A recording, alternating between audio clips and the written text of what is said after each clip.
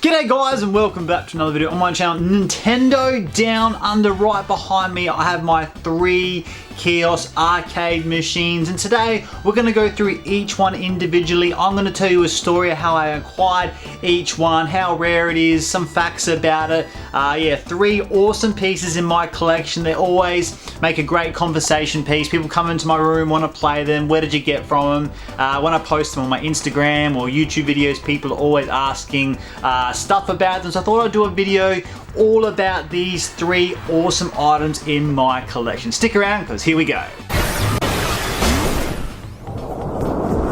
Alright, the first kiosk machine we're going to look at today out of my 3 is my favorite one, my Nintendo 64 kiosk machine. It is complete as complete needs to be in terms of it has the dome. Some of these are missing the dome. It has both the controller attachments, as you can see here. Again, some of these kiosk machines I have seen that have been in bits and bobs are missing them. It has the Nintendo 64 sticker on 3 sides with the front here, my right side, and if I swing around my left side, the light here, I might just quickly move this out the way. My light here, just so this slides off, if you need to replace the globes, just move this just like that. And as you can see, it's really bright now, very bright. And we'll just slide that back on, and it's back on like so. It's also got the cage that goes around it as well to protect it. It came with a CRT TV, beautiful, the controller that works, and come with a Nintendo 64 plus the EverDrive cart.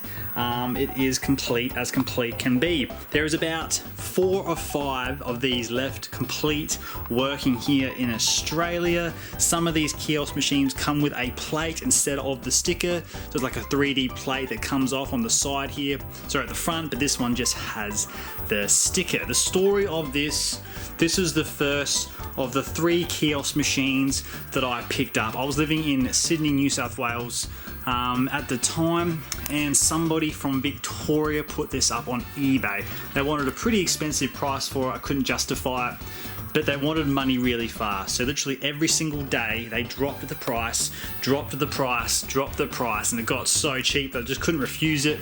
And I went and picked it up. I ended up hiring a van, a moving van, and I drove all the way in the afternoon from Sydney to Melbourne, which was about, I don't know, 6 or 7 hours, maybe a bit further, can't remember. Got to Victoria in Melbourne quite late at night. It was a really cold, wet night. I remember I went to this person's house. It was a really dodgy house, to be honest. I think this guy wanted it for drug money. He was a really dodgy guy, had a shed full of all this stuff. He loaded it up in my van, gave him the money, and then obviously it was way too late to drive back all the way back to Sydney, so I ended up staying at this hotel around the corner. It was really cheap. The bed, I tell you, I laid in the bed and it felt like, I don't know, I hardly moved all night, because as soon as I laid in the bed I just sank straight into the mattress. It just showed that thousands and thousands of people had slept in this bed. It was really old, but you know what, it was just for one night. Managed to sleep, got up the next day, got up early, got on the road, got this back to Sydney, got a few people in my apartment to help me unload this because it was quite heavy and big, loaded her up, and here she is. Now I had to move it from Sydney, New South Wales when I moved back here to my hometown in Adelaide a few years ago, and now it is nice and safe and looked after and preserved in my collection. Next up is my Nintendo GameCube kiosk machine. It is complete, there is nothing wrong with it. I have all the bits and bobs, have both the arm pieces here. As you can see, I have the face shield that goes in front where the GameCube sits with the glass. It's got the framework that fits around it. It has the stickers that slide in underneath this plastic here, this acrylic plastic.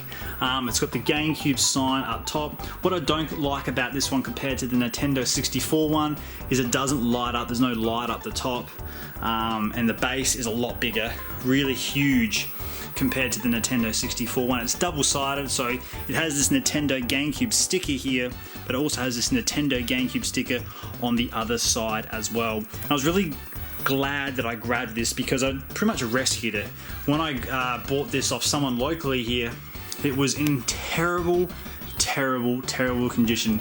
No love given to it, no TLC, covered in dust, covered in dirt, covered in cobwebs. It was really trashed. I spent heaps of time actually cleaning it up, trying to put it back together. Unfortunately, because of how bad it was looked after, you know, there's permanent scratches on the front here, and down the bottom here there's like a massive like cut indent, which is a bit annoying. I can't do anything about that. But compared to how it looks now, compared to how it was, it's 100 times better. This CRT TV as well is way bigger and heavier than that one. I don't know why, it's just a huge TV. This one's a bit harder to use in terms of mobility as well, whereas this one I can get to the TV here, whereas this one, if I need to change anything, I need to lift this plate off, which you do here, just lifts up and you bring it forward and the TV buttons are all down there, which can be a little bit frustrating, but you know, that's okay. Just put that back on. But so yeah, I'm really lucky to have this. I always wanted a Nintendo GameCube kiosk machine as well, and I've got one, and it looks very, very nice against, well, next to my Nintendo 64 machine. And I do have it decorated as well with a few bits and bobs down here and my Super Mario Odyssey, because another thing I don't like about this one, lots of wires dangle. It doesn't look as nice and neat, so I've just put a few things behind it to neaten it up. So when you step back here, you can see this machine, there's no wires dangling around because you've got the two big domes here, but this one just has wires dangling. But yeah, still a very nice piece indeed. Now this one here is not a kiosk machine, it's more of an arcade machine, a Nintendo one, and really cool. Awesome story about this one as well, in terms of I managed to get this super cheap. I'll open it up so we have a look inside. You know, it's got all the bits and bobs in here. So I got it super cheap, and I got all of these things were all in it as well. So this was from, again, New South Wales and Sydney, an indoor mini golf place in Penrith were closing down. I just had to offload all this stuff. So I managed to pick this up super cheap, again loaded with all of those bits and bob. And if you're wondering how you actually play this game, well, you put $2 in there, and then when you put $2 in there, this one light goes all around, just one light, and you have to press the stop button when the light hits the red. If you manage to make it stop on the red, then the clock at the background counts up from 0 to plus 1000. You have to stop that exactly on 1000. So it goes really fast, it goes 100, 200, 300, 400, 500, 600. You've got to try and stop it on 1000. If you stop it on 1000, you get a main prize. If you stop it on, like, say 998, 999 or 101, 102, you get like a secondary prize.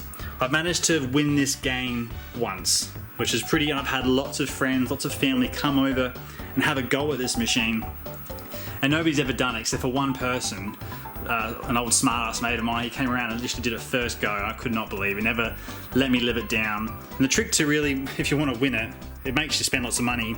The more money you put in the machine, the slower this light goes around, and the slower that counts up. But that's a lot of money. Like, I got the $2 coin because I've got the key, and I just open it up.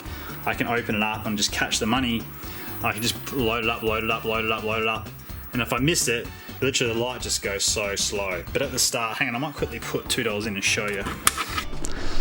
So to make this machine work, you put the $2 coin in here, and then it comes, it feeds through here. It's hard to see, it'll go into this tray out of this machine, and then it goes down the bottom into this box, and obviously this is unlocked, and that's how they collect their money at the end of the time. But because I've got the key for it, I can just press the service button. So I'll just keep pressing that button, and as you can see, I've got 10 turns. Press it again, service, lots of credits. Here's the volume control. The volume's quite annoying, as you can probably hear. Very annoying. And yeah, so I'll give you a quick game of it. So as you can see now, the light is going around. So I've got to press stop. I missed it. So that's what you got to do. And then if you hit it, hang on, I'll try and quickly do it. I did it. So then 1, 2, 3, 4, 5, 6, 7, 8. There you go. Didn't get 1,000. So if you get 1,000, that's how you'll get the prize. If you get close, you'll get a secondary prize.